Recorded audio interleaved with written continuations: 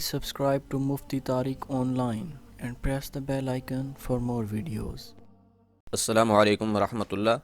عبدالشکور ارائیں یہ بھائی پوچھتے ہیں کہ ہم نے سنا ہے کہ ایک صورت ایسی ہے جس کا ثواب ایک تہائی کے برابر ہے، وہ کون سی صورت ہے؟ وضاحت کر دیں قرآن و حدیث کی روشنی میں۔ دیکھیں، رسول اکرم صلی اللہ علیہ وآلہ وسلم نے ایک مرتبہ صحابہ کرام سے فرمایا، کیا تم میں سے کوئی اتنا بھی نہیں کر سکتا کہ رات ایک تہائی قرآن کریم کی تلاوت کر کے سویا کرے؟ صحابہ کرام رضوان اللہ عنہم اجمعین نے عرض کی، یا رسول اللہ، ایک تہائی قرآن کی تلاوت رات میں کیسے کر سکتے ہیں؟ تو آپ کریم صلی اللہ علیہ وآلہ وسلم نے فرمایا، سورہ اخلاص پڑھا کرو۔ ایک مرتبہ سورہ اخلاص پڑھنا ایک تہائی قرآن کریم کی تلاوت کرنے کے برابر ہے۔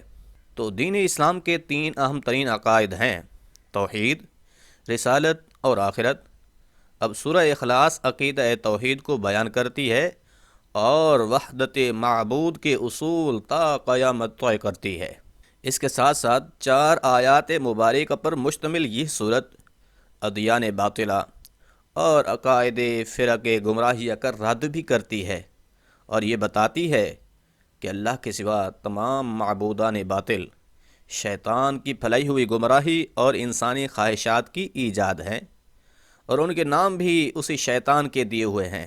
اب ہم احادیث مبارکہ کی روشنی میں اس عظیم صورت کے فضائل بیان کرتے ہیں کہ جس کی تلاوت کا ثواب ایک تہائی قرآن یعنی تقریباً 2022 آیات کی تلاوت کے برابر ہے، جس سے محبت کرنے والوں کو جنت اور اللہ کی محبت اور دوستی کی بشارت دی گئی ہے۔ حضرت ابو ہریرہ رضی اللہ تعالی عنہ فرماتے ہیں، صحابہ کرام رضوان اللہ عنہم اجمعین سے ایک مرتبہ حضور نبی رحمت صلی اللہ علیہ وسلم نے ارشاد فرمایا، جلدی جمع ہو جاؤ، میں ابھی تمہارے سامنے تہائی قرآن کریم کی تلاوت کروں گا۔ بہت سارے صحابہ جمع ہو گئے۔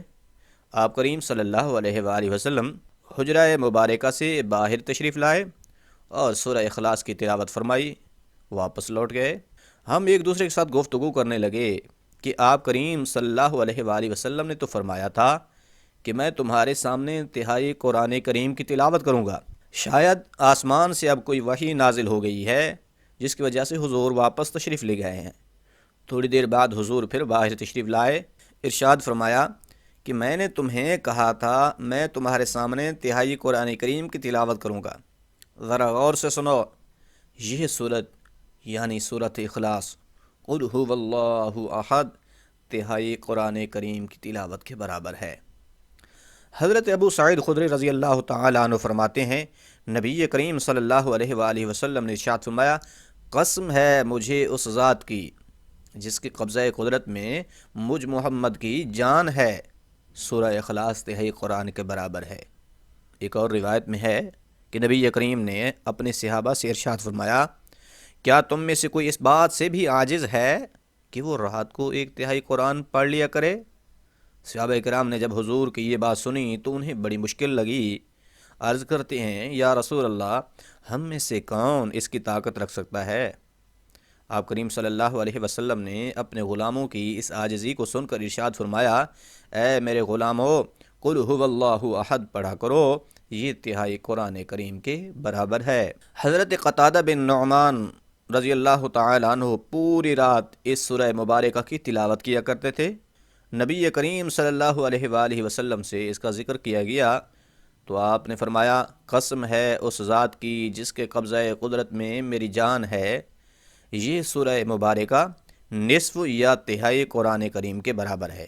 حضرت ابی بن کعب رضی اللہ تعالی عنہ سے روایت ہے کہ رسول اللہ صلی اللہ علیہ وآلہ وسلم نے فرمایا، جس نے قل هو اللہ احد پڑھی اس نے ایک تہائی قرآن پاک پڑھا۔ حضرت ابو دردہ، حضرت ابو سعید خدری، حضرت قتادہ، حضرت انس بن مالک اور کئی دیگر صحابہ کرام رضوان اللہ عنہم اجمعین سے بھی اسی طرح کی روایات ملتی ہیں۔ حضرت عائشہ صدیقہ رضی اللہ تعالی عنہا فرماتی ہیں کہ رسول اللہ صلی اللہ علیہ وآلہ وسلم نے ایک صحابی کو کسی لشکر کا امیر بنا کر جہاد کے لیے بھیجا، تو پھر وہ ہر نماز میں قرات کے آخر میں یعنی سورۃ فاتحہ کے آخر میں سورہ اخلاص پڑھتے تھے۔ جب واپس لوٹے تو انہوں نے اس کا ذکر نبی کریم سے کیا۔ آپ کریم صلی اللہ علیہ وآلہ وسلم نے فرمایا اسے یہ خبر دے دو کہ اللہ بھی تمہیں دوست رکھتا ہے۔ حضرت انس فرماتے ہیں کہ ایک انصاری مسجد قباء کے امام تھے، ان کی عادت تھی کہ امامت کراتے تو اکثر پہلے سورہ اخلاص پڑھتے، پھر اس کے بعد کوئی دوسری صورت یا آیات پڑھتے۔ ہر رکعت میں ان کا یہی معمول تھا۔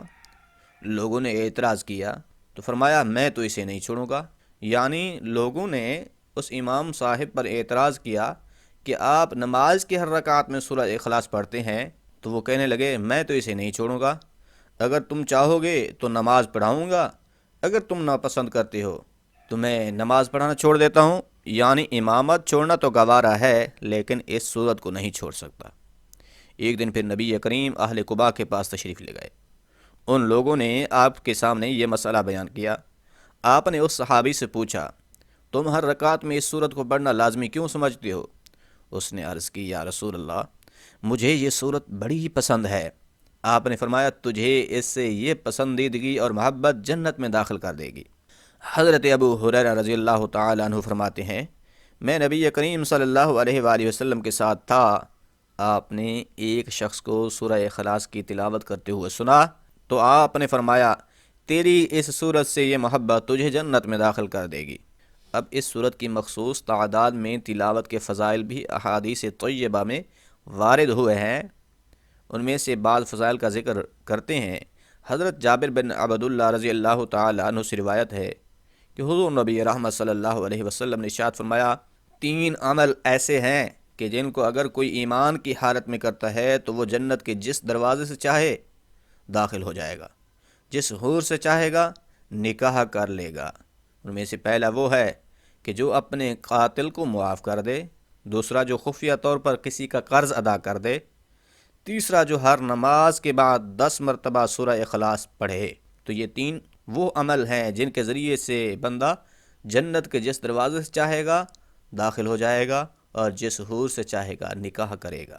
حضرت ابو بکر صدیق رضی اللہ تعالیٰ عنہ نے رسول اکرم صلی اللہ علیہ وآلہ وسلم کی خدمت میں عرض کیا یا رسول اللہ صلی اللہ علیہ وسلم اگر ان میں کوئی ایک کام کرے، فرمایا اسے بھی یہی درجہ حاصل ہوگا، یعنی ان 3 اعمال میں سے کوئی ایک عمل کر لے تو اسے کیا ملے گا؟ تو حضور نے فرمایا اسے بھی یہی درجہ ملے گا۔